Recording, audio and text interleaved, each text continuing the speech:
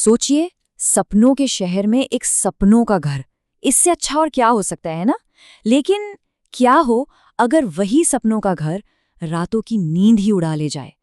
आज हम एक ऐसे ही जोड़े की कहानी सुनने वाले हैं जिनका एक खूबसूरत सपना एक बहुत ही डरावने सच में बदल गया।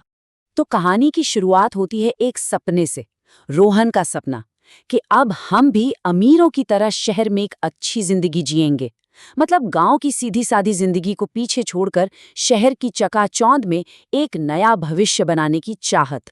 और बस यही उम्मीद थी जिसने इस पूरे खौफनाक सफर की बुनियाद रखी। तो चलिए अब इस कहानी में थोड़ा और अंदर चलते हैं। सब कुछ शुरू होता है दिल्ली में एक नई जिंदगी बसाने की उम्मीद के साथ। कहानी में जो सबसे बड़ा मोड़ आया ना, वो था रोहन को दिल्ली में मिली एक बढ़िया नौकरी। और ये सिर्फ एक नौकरी नहीं थी, ये तो जैसे एक नई जिंदगी का टिकट था। बस इसी उम्मीद के साथ रोहन ने अपनी पत्नी सुषमा के साथ अपने गांव को हमेशा के लिए अलविदा कह दिया। आप देखिए, उन्होंने एक बहुत बड़ा दांव खेला था। गांव का जो छोटा मोटा घर था वो बेच दिया और अपनी जिंदगी भर की सारी कमाई, पूरे 5 लाख रुपए एक साथ जमा कर लिए। और ये सब कुछ सिर्फ एक सपने के लिए किया जा रहा था, दिल्ली में एक अपना घर हो। और बस यहीं से शुरू हुई घर की तलाश। एक ऐसा सफर जहां उनकी मुलाकात एक ऐसे इंसान से होने वाली थी जो उनके भोलेपन का फायदा उठाने के लिए, कह सकते हैं, पूरी तरह तैयार बैठा था। अब वो जो प्रॉपर्टी डीलर था, उसने जैसे ही उनका कम बजट देखा, वो समझ गया कि भाई ये लोग तो सीधे साधे हैं, इन्हें आसानी से फंसाया जा सकता है। उसने मन ही मन सोचा कि इतने कम पैसों में तो वही वाला घर इनके लिए सही रहेगा, इन्हें क्या ही पता चलेगा। और बस वो उन्हें जानबूझकर एक ऐसे घर की तरफ ले गया जिसका राज बहुत ही ज्यादा डरावना था।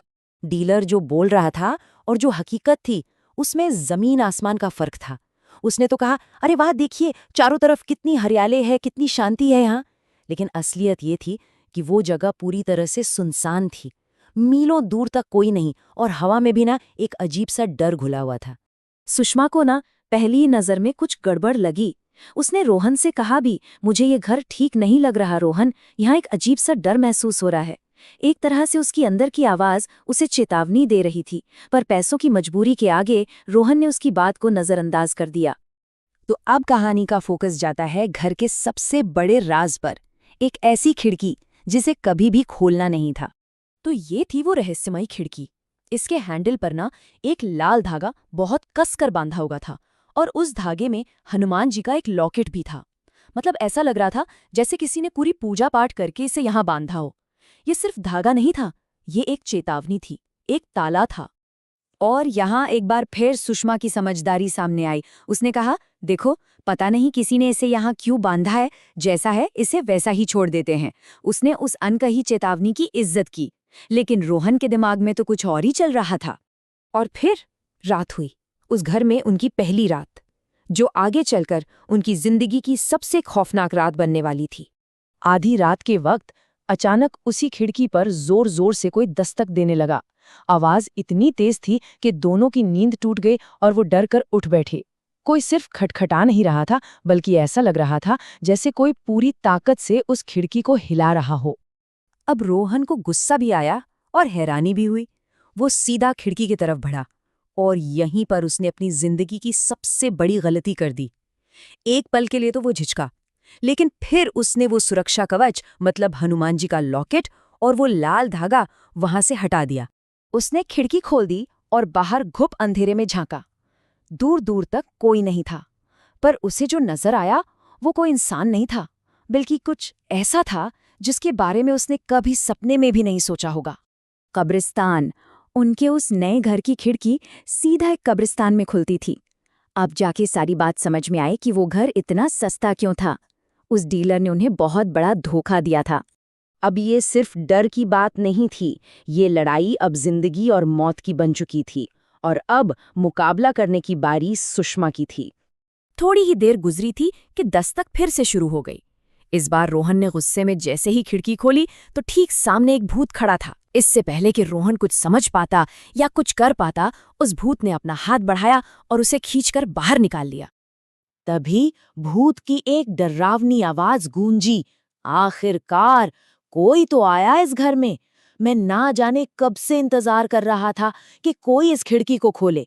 साफ था, ये एक जाल था जिसमें रोहन बुरी तरह फंस चुका था।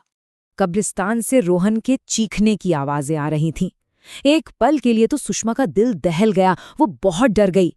पर फिर उसने अपनी सारी हिम्मत जुटाई। उसने ठान लिया कि वो अपने पति को अकेला नहीं छोड़ेगी। उसने फौरन पास पड़ा एक डंडा और वही हनुमान जी का लॉकेट उठाया और उस भूत का सामना करने के लिए कब्रिस्तान में कूद पड़ी। और अब कहानी अपने आखिरी मोड़ पर आ चुकी है। एक आम घरेलू महिला और एक खौफनाक भूत के बीच आखिरी मुकाबला।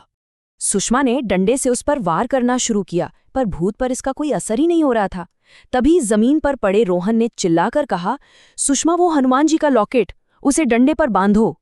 और बस यही वो पल था जिसने सब कुछ बदल कर रख दिया। सुषमा ने एक पल की भी देरी नहीं की और लॉकेट को डंडे से बांध दिया। जय बजरंग बली का जयकारा लगाते हुए सुषमा ने अपनी पूरी ताकत से वो डंडा सीधा भूत को दे मारा और बस एक ही वार में वो भूत एक जोर की चीख के साथ गायब हो गया। ये जीत थी आस्था की और हिम्मत की। रोहन और सुषमा अब दोनों सुरक्षित थे। तो कहानी के आखिर में एक सवाल जरूर उठता है। वो लाल धागा एक साफ साफ चेतावनी थी, एक वार्निंग। हम सब अपनी जिंदगी में ऐसी कितनी चेतावनियों को, अपने अंदर की आवाज को बस यूं ही नजरअंदाज कर देते हैं। इस बारे में सोचिएगा जरूर।